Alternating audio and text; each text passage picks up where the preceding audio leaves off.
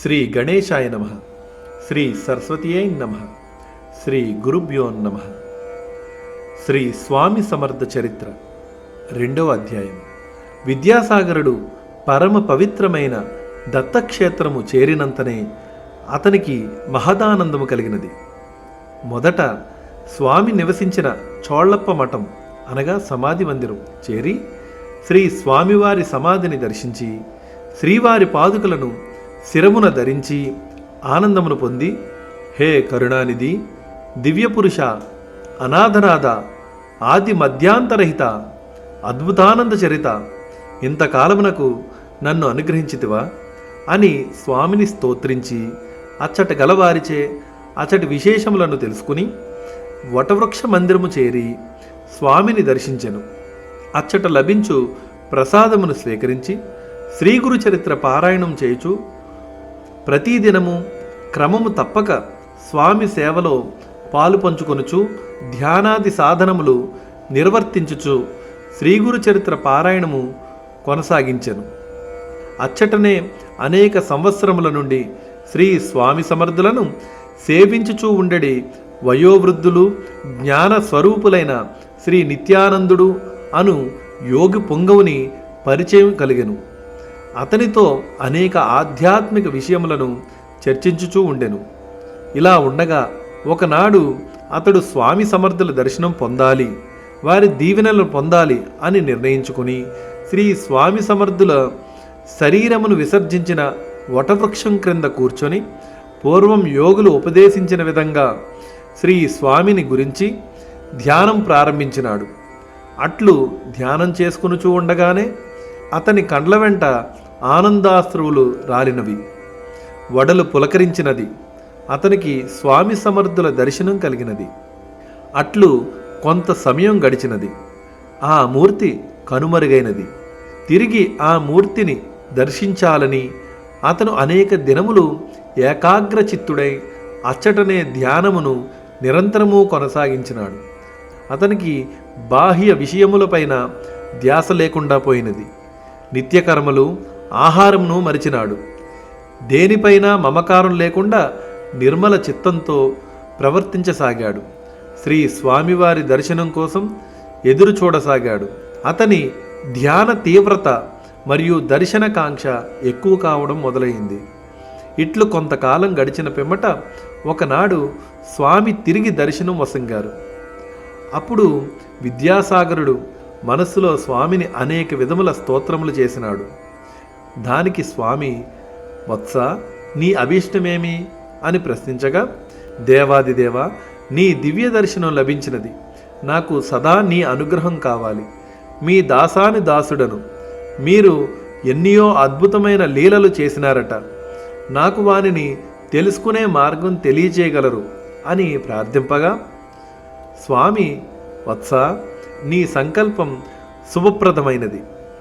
ఇచ్చటనే అనేక సంవత్సరముల నుండి నన్ను సేవించుచున్న శ్రీ నిత్యానంద యోగిని ఆశ్రయించు. వారి ద్వారా నా లీలలను తెలుసుకునే ప్రయత్నం చెయ్యి. మీరిరువురు నా సమాధి అనంతరము నన్ను చేరినారు. అయినా నా సంకల్పము మరియు నా అనుగ్రహంతో నిత్యానందుడు నీకు నా దివ్య లీలలు తెలపగలడు.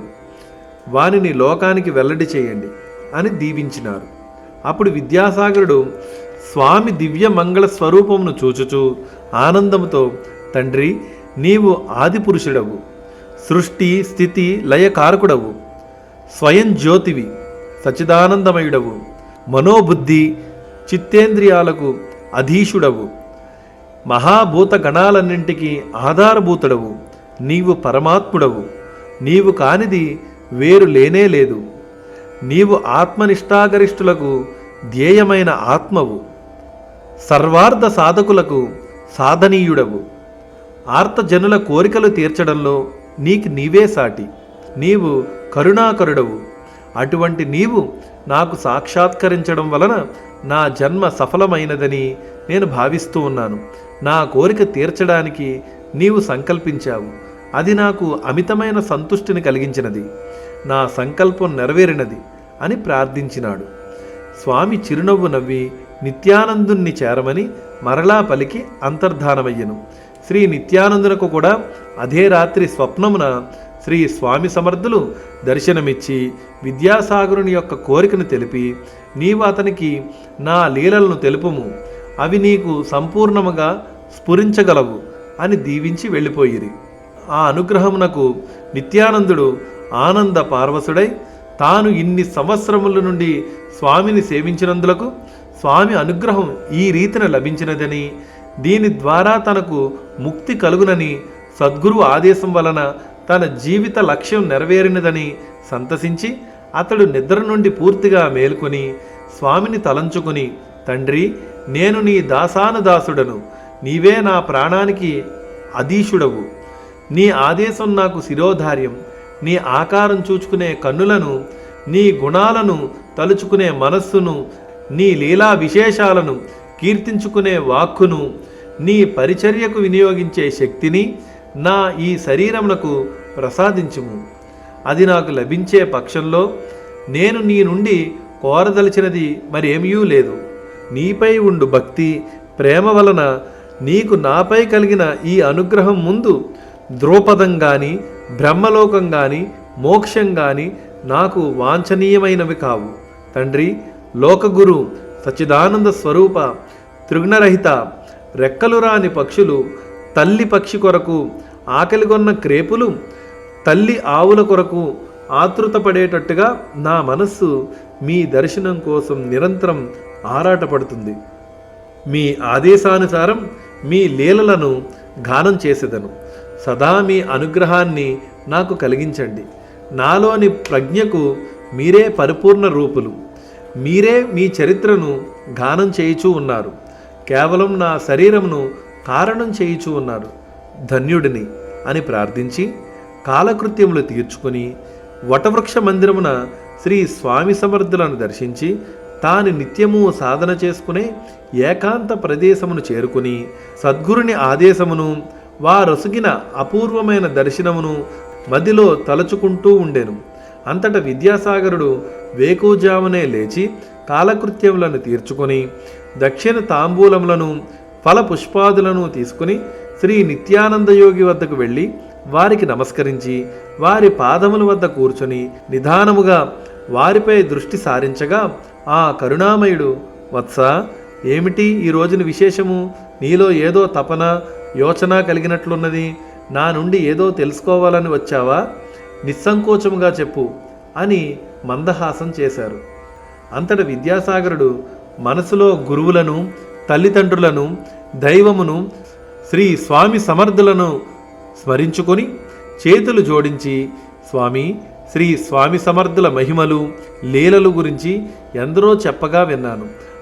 పరమ భాగవోత్తములైన గురువులెందరో వారికి శిష్యులైనారని, వారు ఎందరికో స్పర్శమాత్రము చేతనే తమ వాక్కుల ద్వారా దృష్టి చేత యోగ సమాధి స్థితిని అనుగ్రహించినారని విన్నాను. నేను భారతదేశమంతా సంచరించుచు ఇట్టి సద్గురువు అనుగ్రహం కొరకు ప్రయత్నించుచూ ఉన్నాను. ఇక్కడ శ్రీ స్వామివారి సమాధిని, ఈ వటవృక్ష మందిరమును దర్శించినంతనే నాకు ఎనలేని మానసిక ఆనందం కలిగినది. చంచలముగానున్న నా మనస్సు శాంతి నొంది శ్రీ స్వామి సమర్థుల యొక్క రూపములతో లయమవుచూ ఉన్నది. మాటలలో విశదీకరింపరాని దివ్యానుభూతి కలుగుతూ ఉన్నది. ఎక్కడా లభించని ఈ స్థితి ఇక్కడ నాకు లభించుటచే ఇది నా గురుస్థానమని, ఇక్కడే శ్రీవారి అనుగ్రహంతో యోగస్థితి కలుగునని విశ్వాసం కలిగినది. స్వామి, గురువు లేకుండా, గురువు అనుగ్రహం లేకుండా ఎవరికీ కూడా సద్గతి కలగదని, సద్గురువును ఆశ్రయించిన వారికి సంపదలు, సౌఖ్యములు సిద్ధించునని పెద్దలు చెప్పగా విన్నాను. అనేక సంవత్సరముల నుండి శ్రీ స్వామి సమర్థులను సేవించుచున్న మీరు శ్రీగురు విశిష్టతను తెలియచేయగలరని, మరియు శ్రీ సద్గురు స్వామి సమర్థుల లీలలను తెలిపి నన్ను అనుగ్రహించగలరని మిమ్మల్ని ప్రార్థిస్తూ ఉన్నాను. విద్యాసాగరుడు వినయపూర్వకంగా నమస్కరించెను. అంతట నిత్యానందయోగి వాత్సల్యంతో, వత్స, నీవు సకల భారతావనిని సందర్శించి పరిశుద్ధుడు అయినావు. ఈనాటికి నీ అన్వేషణ ఫలించినది. అందులకే నీవు శ్రీ స్వామి సమర్థుల సన్నిధానం చేరి ఆత్మానందం పొందినావు. ఎన్ని జన్మలలోనో చేసిన పుణ్యఫల విశేషము చేత నీకు ఈ సద్గురువుని అనుగ్రహం కలిగినది అని ఆశీర్వదించి శ్రీ స్వామి సమర్థుల యొక్క విశేషాలను చెప్పడం ప్రారంభించెను. పాఠకులారా, మీరు కూడా అఖండమైన దీక్షతో శ్రీ సద్గురువుని ధ్యానించి స్మరించండి. వారితోనూ వారి లీలలతోనూ సమ్మిళితం కండి. వారి అనుగ్రహమునకు పాత్రులు కండి. ఇది సత్యం. ప్రయత్నించండి, ఫలితం పొందండి. శ్రీ దత్తాయ గురవే నమః. శ్రీ శ్రీపాద శ్రీవల్లభాయ నమః. శ్రీ నృసింహ సరస్వతియే నమః. శ్రీ స్వామి సమర్థాయ నమః. శ్రీ స్వామి సమర్థ చరిత్ర 2వ అధ్యాయం సంపూర్ణం.